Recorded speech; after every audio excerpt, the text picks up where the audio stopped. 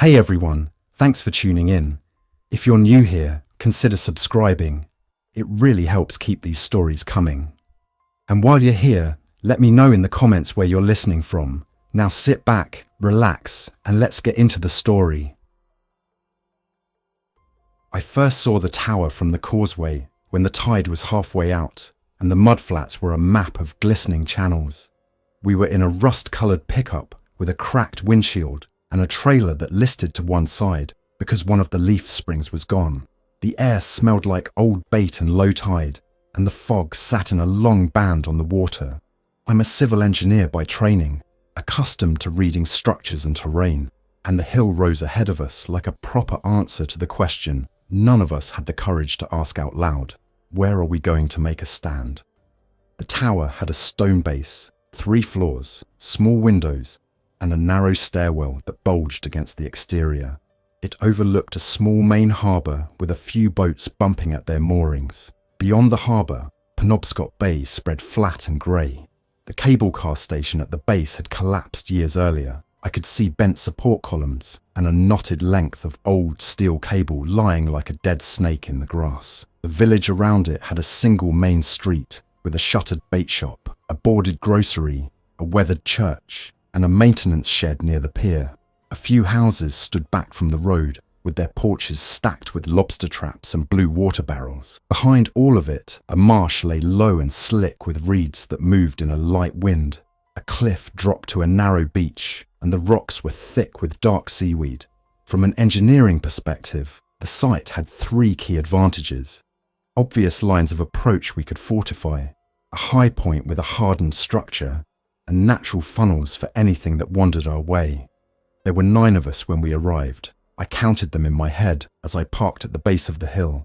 Hannah B.A.E. was in the passenger seat, a former nurse who had been running a triage corner in a school gym before that broke down. In the back seat, Lena and Tomas, 2 teenagers we picked up on the road when their aunt flagged us down outside a closed pharmacy. In the trailer, under a tarp, we had fuel cans that sloshed when we turned, a portable generator that had belonged to a harbour master, a coil of old fencing, a box of mixed fasteners, and an assortment of tools. In the second vehicle, a small utility van that rattled when it idled, Big John Mercer drove with Asher in the passenger seat and Carter behind them. John had worked boats up and down this coast and knew weather by the feel of air on the skin. Asher had been a school teacher and community volunteer. She had a binder with a hand-drawn ration ledger clipped inside and a pencil behind her ear. Carter had been a corrections officer and was the only one who didn't look at the water when we crested the last rise. He watched the road, then the roofs, then the hedges. He was doing the job I'd asked him to do, and I respected that. I stepped out onto grit and weeds and looked up at the tower. The door was heavy oak set in a stone frame. The hinges had been replaced at some point with galvanized strap hinges that showed rust bleeding through the paint. I ran my fingers along the joint between jam and stone and felt an even bed of mortar, which meant the last person who had worked on it had done the job right. The stairway inside the tower curved up in tight switchbacks. The risers were consistent, narrow and shallow. Someone had bolted a handrail through the interior wall. There were 3 floors. The second floor had windows looking over the harbour and the marsh. The third floor had a 360-degree view and a steel hatch that opened onto the roof. The roof had a small solar array fixed on a south-southwest tilt and a pair of marine-grade floodlights that had once illuminated the yard. The array was only a few panels. With clear sun, it could push a couple hundred watt-hours into a battery bank, not nearly enough to run everything, but enough to keep the signal lamp alive and maintain radios. The diesel generator at the dock would do the heavy lifting, and we would ration every minute of operating time. We did a first sweep of the buildings around the base. We found the church unlocked, with the pews stacked under dusty tarps, the bell rope coiled on the floor. The maintenance shed had a padlock that took a few taps and one twist with a pry bar. Inside we found the generator, a belt-driven air compressor, a welder with a spool of wire, boxes of oil-soaked rags, and a shelf of parts that looked like they had been arranged by someone who cared. There were 6 jerry cans with faded labels and 3 that still smelled like diesel when I cracked the caps. There was a calendar on the wall with a red circle around a date 2 months before the first emergency bulletins. I did not linger on it. We had agreed on a rule for new ground. We move as if someone is watching until we prove they are not. Carter called the moves with hand signals. 2 people to a building, 1 on overwatch. We kept noise down. We did not shout names. We used chin points and glances. We cleared the bait shop, the grocery, and the houses nearest the road. In one house, we found a stack of family photos face down on a coffee table and a cup still on a plate. We did not say anything. I opened every window shutter to check sightlines. I measured distances in my head and on paper. I noted where the road narrowed because the rock shoulder crowded it. I noted where we could build a gate. I noted what could be moved fast and what could not. I noted where the cliff edge was undercut and where someone could go over if they were pushed in a fight. I have done assessments for flood walls and school roofs and culvert replacements. The same habit of cataloguing applies here, except now the checklists included how to slow things that walk without purpose and people who might come when the hunger for fuel and food outgrows caution. We held a meeting that first night in the church because it had the most space. We lit 2 lanterns and put them near the walls to keep the centre dim. We agreed not to ring the bell for anything except a breach. We sat on the floor near the front, where the floorboards were tight and didn't squeak. We drew a simple map on a sheet of plywood with a carpenter's pencil. Tower on the hill, the road that climbed to it, the marsh on the south side, the cliff on the east. We marked the harbour shed and the pier. We marked the outer ring where we wanted to hang sound devices to redirect small groups that wandered in. We marked positions on the inner line for 2 guard posts that could cover each other, one looking down the road and the other looking across the marsh edge. We agreed on 2 goals for the first 3 days. Get water security in place and put up a basic gate and barricade at the road approach. We were not the only people in those first days, though it felt that way at first. A family of 4 walked in as we were unrolling fencing. A man in his 60s carrying a duffel came up from the beach with his boots slung over his shoulder. A pair of women in rain jackets came in from the headland trail with a plastic cooler between them. For each arrival, we followed the same procedure. We checked for fever with a forehead thermometer. We looked for bite marks and open wounds and signs of infection. We explained the quarantine rules we had written on a cardboard sheet. We were firm. We were not cruel. Hannah did the checks with a soft voice and clear eyes and disposable gloves. If someone was sick, we set up cots in the church basement and posted a guard outside the door. We had a small box of protective masks and used them sparingly. The old man with the duffel told us he had been a volunteer at the Lighthouse Museum. He knew where they kept the spare hardware and a case of batteries. He was the first to ask if he could help with guard duty. We told him he could help with water barrels, and we meant it as respect, not a brush-off. Work is dignity when fear is close. On day 1, we cut gutters to feed rainwater into barrels. We had a length of downspout from a shed roof and a stash of wide plastic pipe the harbour master had used for bilge runs. We installed a first stage screen to catch leaves and grit. We positioned blue food-grade barrels under each roof corner and built simple bracing so they would not tip. Gravity can do most of the work if you give it a clean path. We carried a ceramic filter assembly into the church and set a table where the light came through stained glass. We put the filter on the table and a clean container underneath. We wrote a sign with the steps and the flow rate so anyone could follow it. Water is not just a resource, it is a schedule. The steady drip tells you what time feels like when everything else has lost its clock. On day 2, we brought the generator out into the light and cleaned it. We checked the oil, we replaced the air filter with a spare and flushed the sediment bowl. The belt looked intact. The fuel hoses were stiff but not cracked. We pinned the machine and put a plywood cover on it because the weather here will eat anything exposed. We only ran it for 10 minutes while I watched volt and amp readings on a small meter. The engine rattled and blew a thin line of exhaust, but the power was stable enough to run the well pump if we could get the old line back to pressure. I drew out a power schedule on the plywood with the map. 1 hour in the morning for water pumping, 1 hour at dusk on alternating days for battery charging and radio checks. We made a second rule. No one plugs anything in unless a person on duty says yes. We stuck the rule to the wall with blue painter's tape and a nail. That afternoon, we started the outer scare line. We did not set traps, and we did not build anything that would hurt someone accidentally. We hung salvaged wind chimes and a few old metal buoys on lines where the wind would swing them. We strung aluminum can strips on fishing line along the marsh edge in a zigzag. Noise carries across the flats in a particular way. It travels, and then it dies. Then it comes back. Our goal was to pull small groups off the road into the reeds and away from the houses and the gate. For the inner line, we moved heavy objects. We rolled telephone poles until they wedged into the slope at the road bend. We stacked pallets and sandbags that had been left from a storm 2 years ago. We bolted 2 steel plates to posts at an angle so a vehicle would have to slow and weave between them.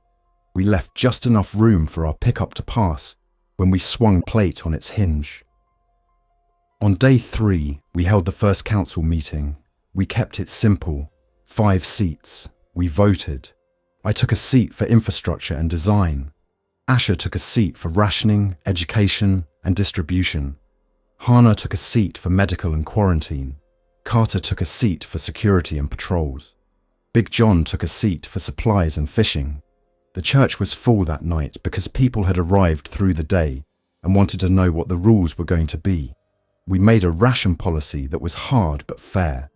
Calories per person per day, adjusted by work assignment and energy output. Fuel measured in minutes of generator time, not gallons. Medication logged by name, dose, and reason. We took out the binder and wrote names. A man in his 70s raised his hand and asked if his wife could have an extra portion because she had a condition. Hannah said we would evaluate and try to meet needs while keeping the whole group alive. The man nodded once and lowered his hand. I wrote a note to check the clinic inventory for what his wife might need. I did not write their names here because in the weeks that followed, I would write too many names. And I started to keep them in a separate notebook so that the ledger did not become a memorial by accident. On day 4, we opened the watchtower top room and set up the radio. Mouse would have loved it if he had been with us. Instead, we had an old Icon base unit that looked like it had been in service since the early 90s, and a tall antenna that we bolted to the parapet with U-bolts and a plate. We did not broadcast much. We listened. A man's voice called from far down the coast with weather and a list of boats overdue. A woman with a calm voice transmitted a daily check at noon with a short message about a farm inland that had switched to hand irrigation. A teenager read a poem about a cat in a voice that was steady for the first lines and broke in the middle. We did not share frequencies. We used call signs and short words and kept the volume low. We built a signal lamp for local use.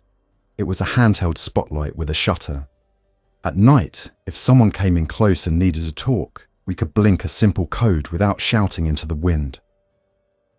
On day 5, a small group of infected wandered in along the beach at low tide. They found the outer noise line and tangled in the reeds. We watched from the tower first, then from the lower windows, then from the gap near the road. Our rule was simple. Avoid gunfire. Noise invites more. Carter led a small team with poles and shields. We had built the shields from marine plywood with a transparent panel at eye level made from a cut-down boat windshield. We had sandbags behind the inner line in case anything got through and we needed to retreat. Carter and 2 others stepped forward in a steady line. They did not rush and they did not shout. They pushed and moved and used leverage to direct the group back into the marsh. When it was over, Carter checked everyone's sleeves and gloves and faces. He nodded once and we walked back inside the gate. A child clapped once because the silence felt like a held breath, and then Asher thanked him for waiting to make noise until the team was safe. Small rules matter. The first breach came on day 13, and I can chart the reason easily. The wind had shifted overnight and a front moved across the bay. Barometric pressure dropped and the tide set lower than forecast. More flats exposed, more access from the point. We heard the rattle line on the south edge, then the aluminum strips, then the wind chime. Carter called the ready team with a handheld radio. I went to the tower top. John ran to the harbour shed. Asher took the children into the church and closed the door without locking it. The group that came through the marsh was larger than the others we had seen. They moved in an unsteady mass swayed by the soaked reeds. There was a face in that line that Carter recognized. He went still for a breath, and then his face settled into a careful blank. He turned to his team and said the same thing he said every time. Slow, steady, watch your feet. They met the line at the inner wall, where we had left a path just wide enough for two people to move side by side. The group piled forward and then pinched at the narrow point. It became manageable. When it was done, Carter leaned against the wall and closed his eyes for a long moment. He did not talk about it after, and I did not ask. That night, we made adjustments. We cut a new channel through the tall grass to direct anything that came with a particular crosswind. We moved one of the steel plates to change the angle of approach by a few degrees. We posted a second person on the tower top during the tides that hit the flats hardest. We added a simple rule for those shifts. One person watches the marsh, the other watches the road. You think you are safe when you have height and a wall, but complacency is a fault line that runs under every structure. On day 20, we sent a team inland for diesel and antibiotics. We picked a route that took us along back roads and kept us off the highway.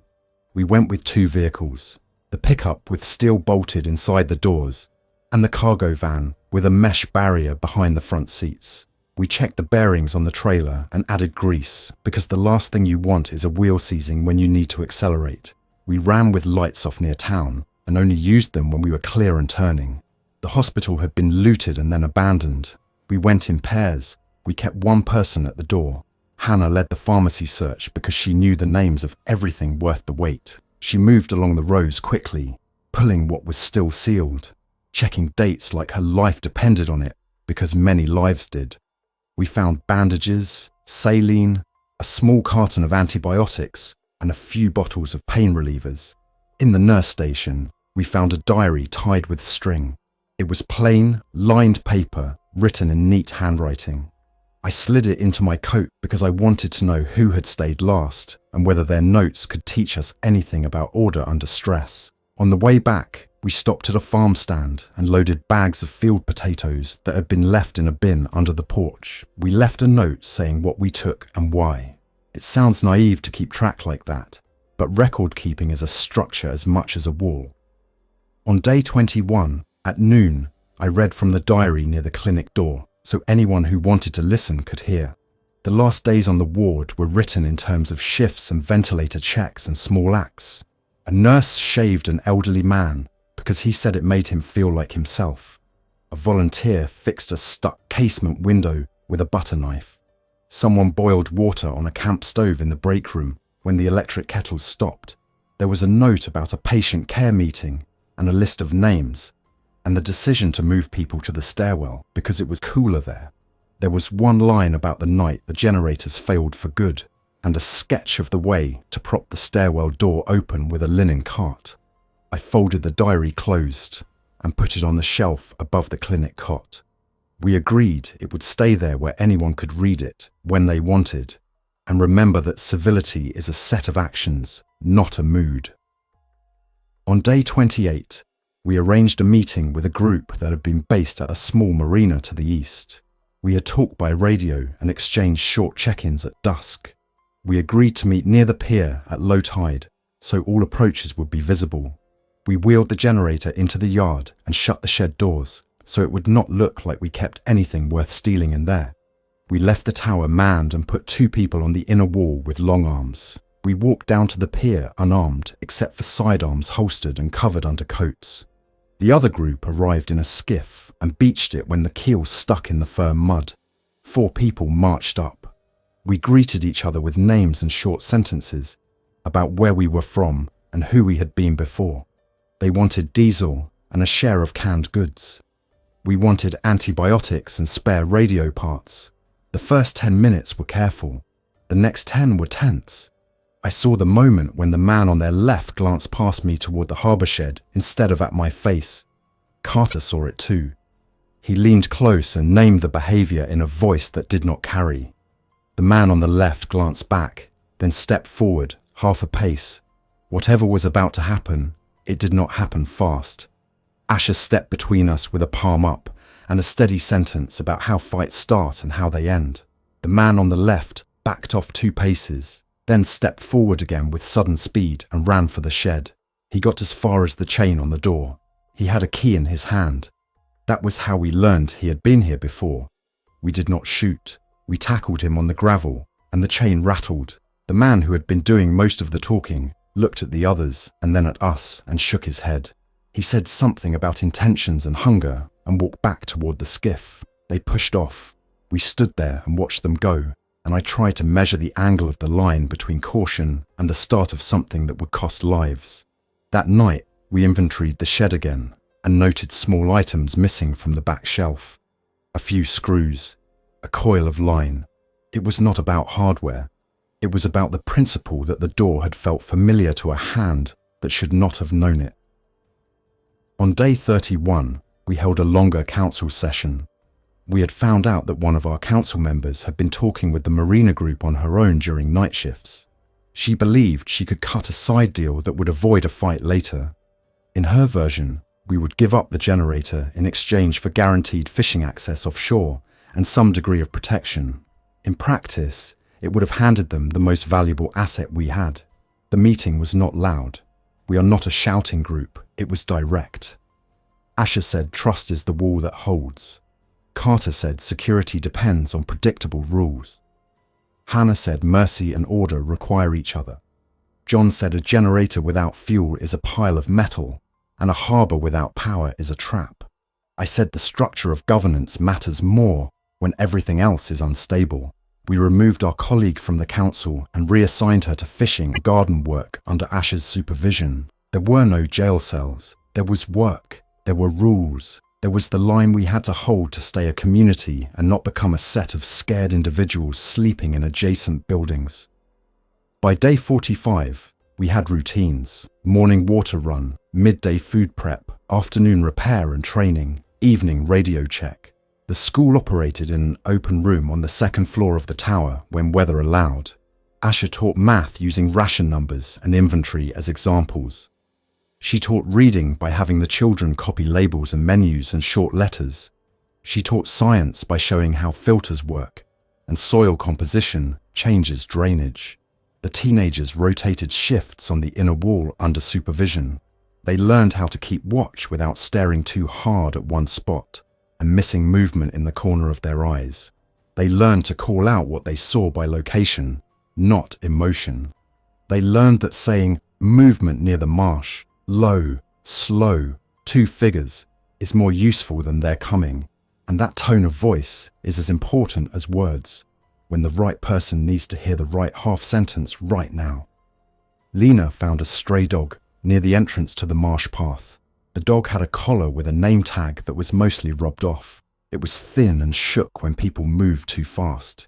She fed it scraps under a bench and talked to it while she peeled potatoes. After 3 days, the dog followed her across the yard. After 7, it slept under her bunk. After 10, it sat by the door of the inner wall guard post and watched the marsh with a serious face, as if the work had been assigned. I did not allow sentimental traditions to guide policy, but I made an exception here because morale is a structural component. We posted a note by the ration board for pet food allowances and asked for volunteers to supervise care. A small boy with careful hands took the job of filling the water bowl on a schedule. A teenager who had lost his father earlier that month brushed the dog's coat in the evenings. When the storms came, the dog lay near the generator shed and watched the door as if it knew that the sound of the engine meant lights in the clinic, and lights in the clinic meant people could see to take care of each other. As near winter as Maine calls it, the air feels different, the sky has a harder look, and the tide marks rise wider on the rocks. We prepared the houses by boarding windows on the windward side and reinforcing frames that rattled in a strong gust. We collected every length of rope and sorted it by size and material. We tested the old winch at the collapsed cable car station and found that the gearbox still turned, but the brake was cracked and the drum had a flat spot. We rigged a manual pulley line from the tower yard to the lower landing so small loads could be lowered without walking the cliff path in wet weather.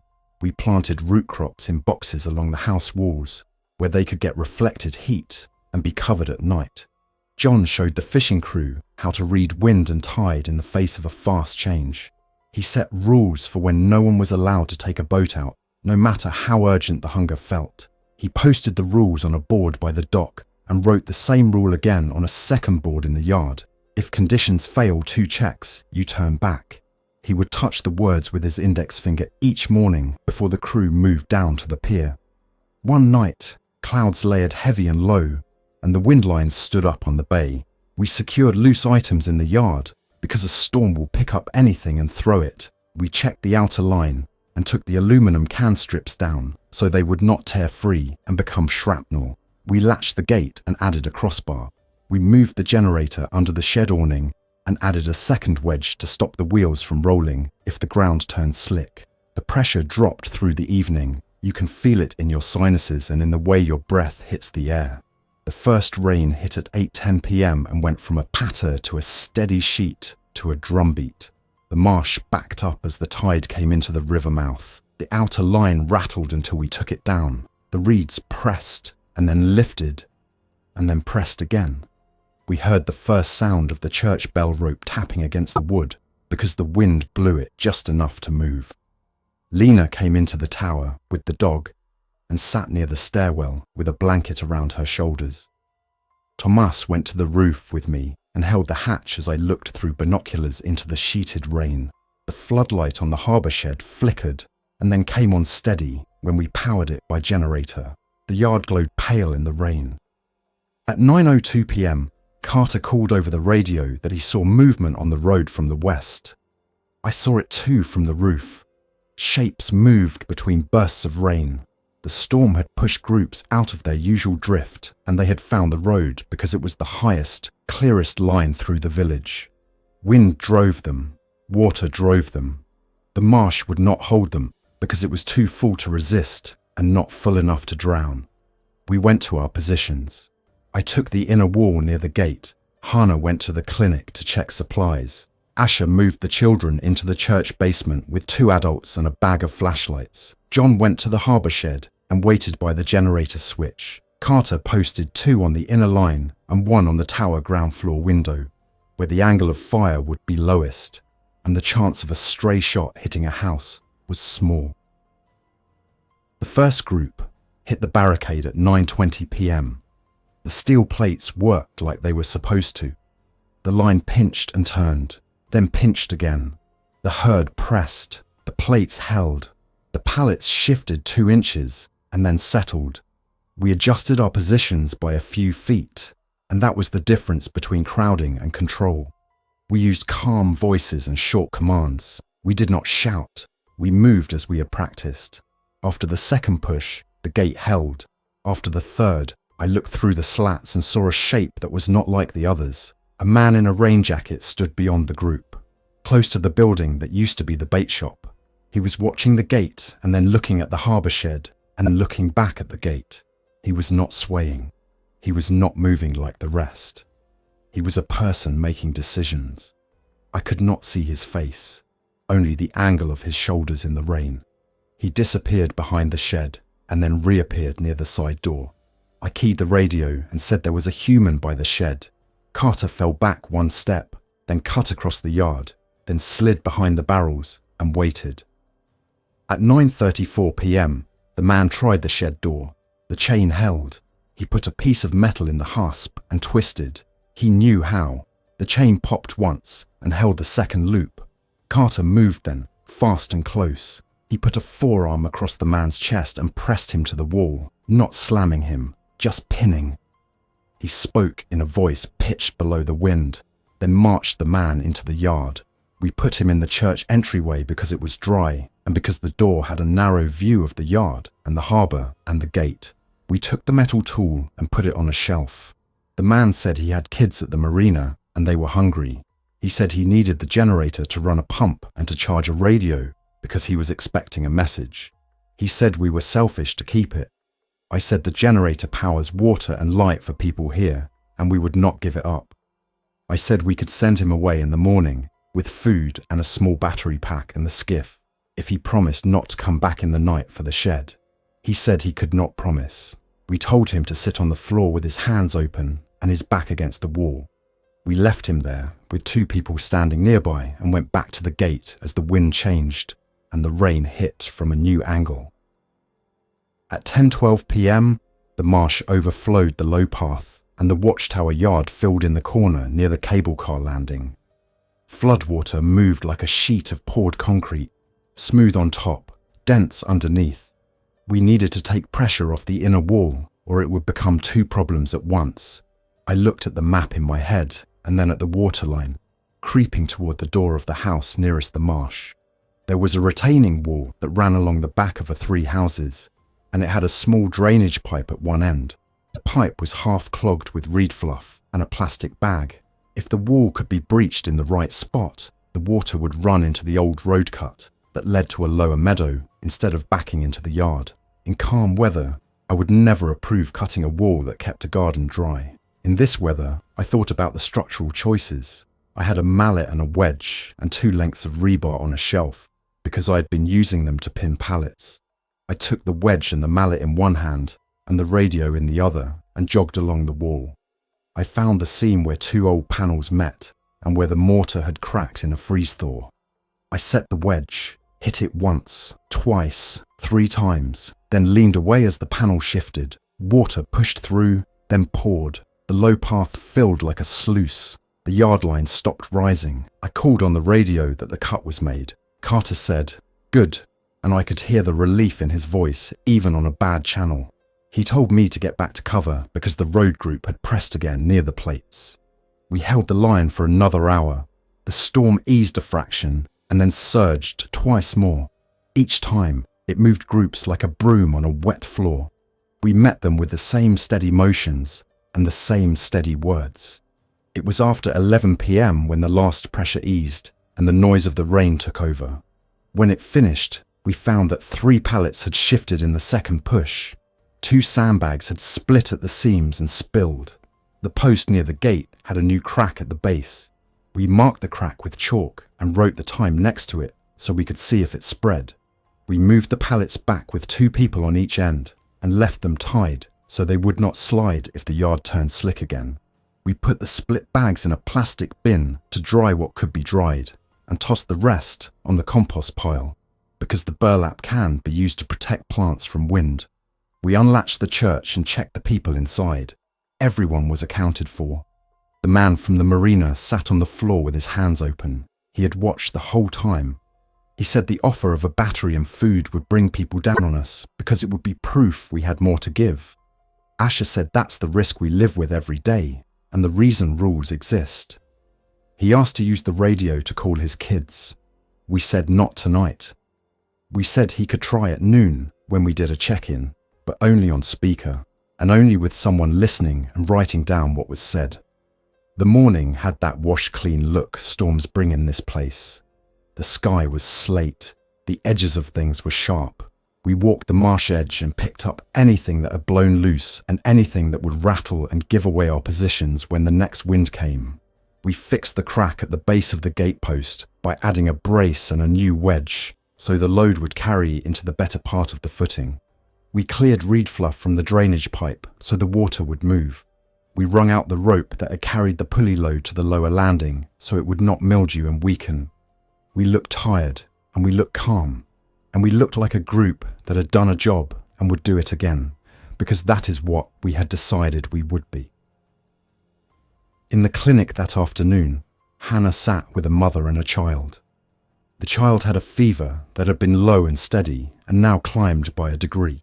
We had quarantined them when they arrived 3 days earlier because the child had a cough and a headache and we did not know yet what that meant. Hannah had to make a call.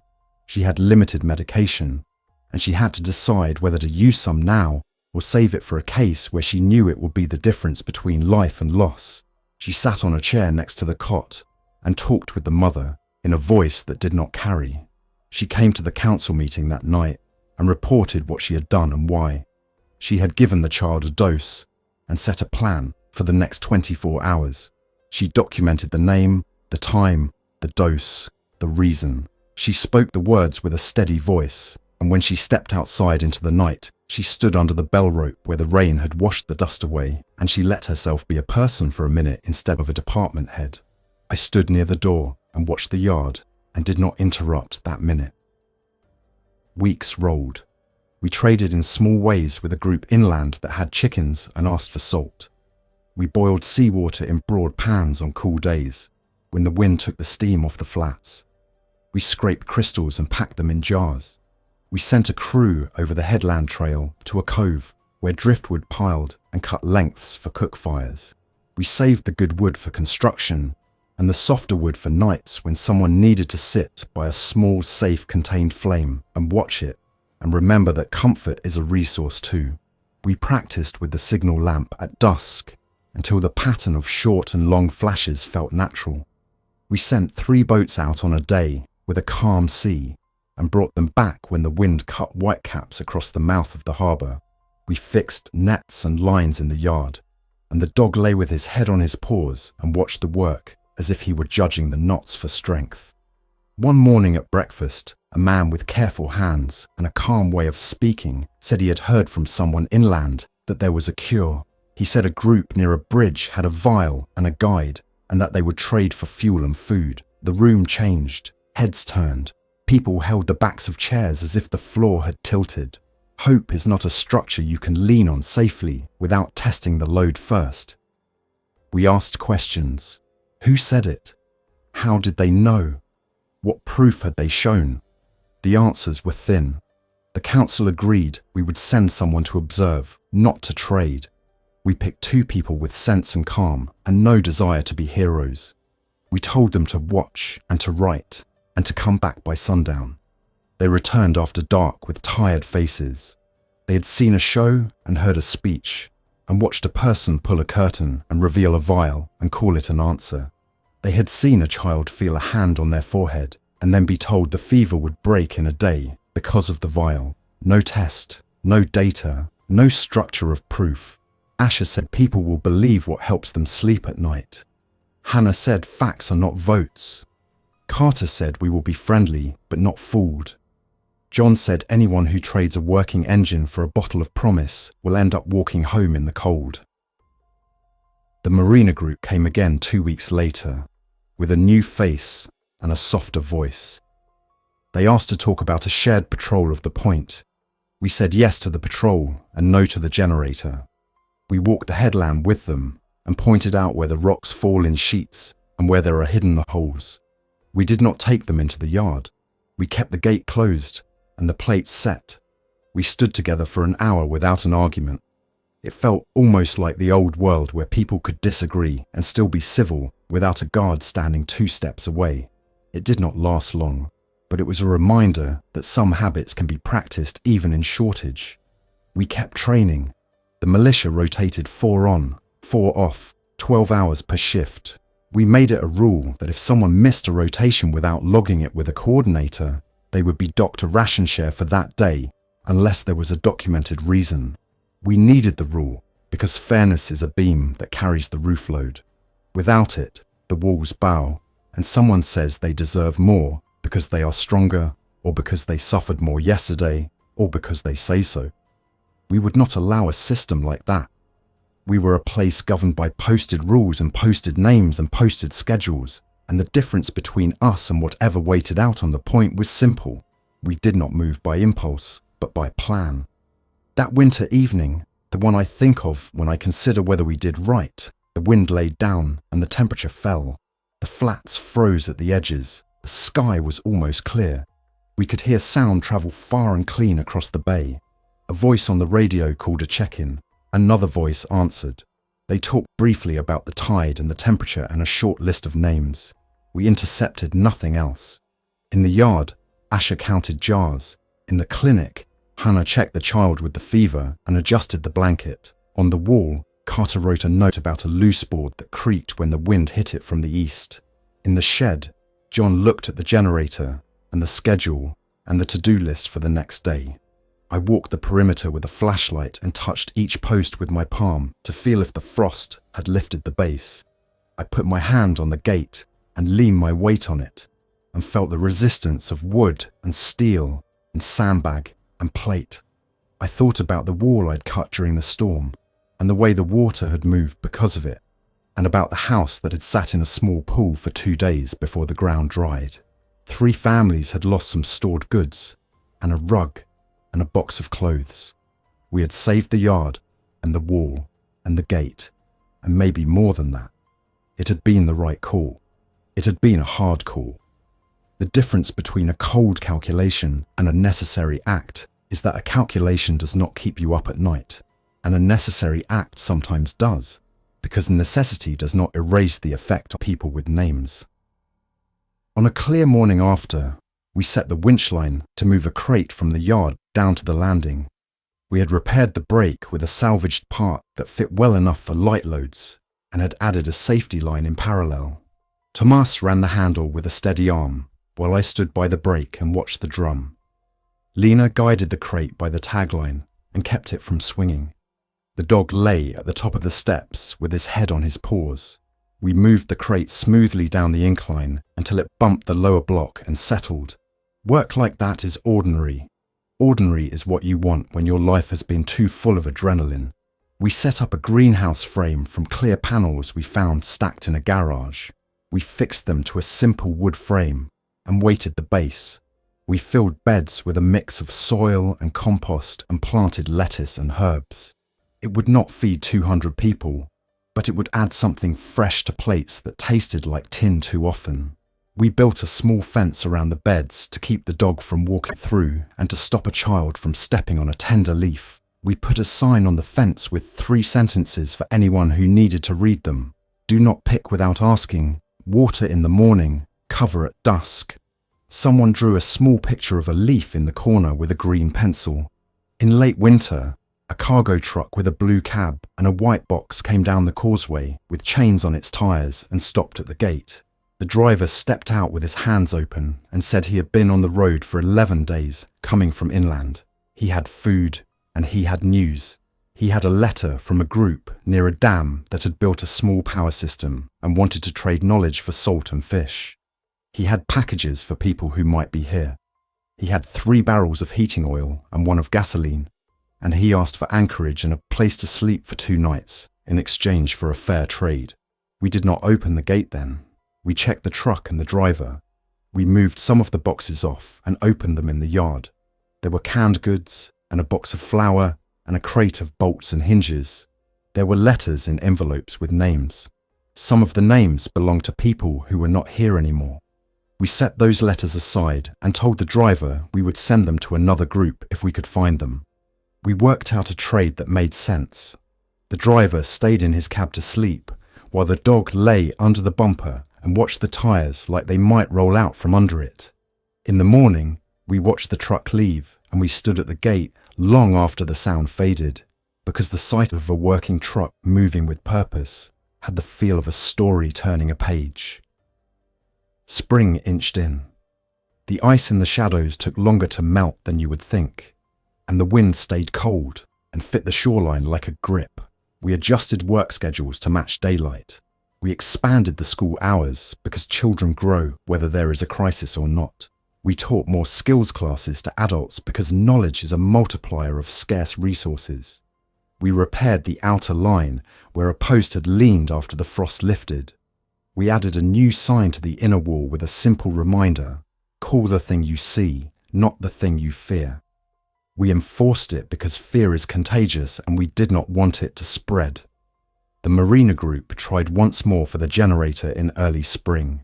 They came at dawn, quiet and organised, with 2 people at the gate and 1 at the shed and 1 watching the tower.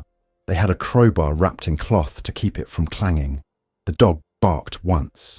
Carter was moving before I was fully awake because routine had built lines into his nervous system. He moved to the shed, while I stepped to the gate and put my shoulder against it. Not because they could pull it open, but because bracing a structure makes you feel the load and the friction. The man at the shed had the bar in the hasp when the chain moved and the door flexed. Carter stood behind him and said his name in a tone I had never heard him use before. It was the tone he had used, I think, when a person in a cell needed to be reminded that the wall would hold. The man turned his head without moving his feet. He said he had to try. Carter said, "Not here and not now." We escorted them to the gate and watched them walk the causeway. There would be a time when words would not be enough. We knew that, but while we could make them enough, we would. I kept a list of repairs and projects on a board in the tower. It had dates and items and names next to them. I crossed them out with a single line when they were complete, because a crosshatch looks messy and mess breeds uncertainty. The list had small things like tighten bolts on plate 2 and replace one hinge on clinic cabinet, and bigger things like fasten new braces under the outer stair landing. It had a line for harbour winch final check and solar array tilt adjust for spring. It had a line with no date that read long-term food storage building, because we did not yet have the materials to make a building that could keep rodents out and humidity controlled, and writing it down kept it in mind without pretending it could be done next week. The board was not just a to-do list. It was our future written in lumber and fasteners and gallons and hours. As I speak this, the tower stones are dry and warm from a thin sun. The sound of a skiff touches the air when oars dip. The dog is asleep by the door with its nose tucked under its tail. The radio is quiet. The generator is silent. The small panels on the roof push enough current into the battery to let a single light burn over the clinic table and a small lamp on the council desk. Hannah sits with a patient and checks a bandage. Asher reads to 3 children from a book with frayed edges. John stands at the pier and looks at the horizon with the practiced eye of a man who knows the water's moods. Carter walks the wall and stops at each post and presses his palm against it and moves on. Lena and Tomas scrape paint from a window frame and plan the colour they will use when we mix the leftover cans into something close to a single shade. We are not a miracle, and we are not the last people standing. We are a group on a hill with a wall and a plan, and a set of posted rules and a way of speaking to each other that lets us work. We make choices that hurt sometimes, and we carry those choices.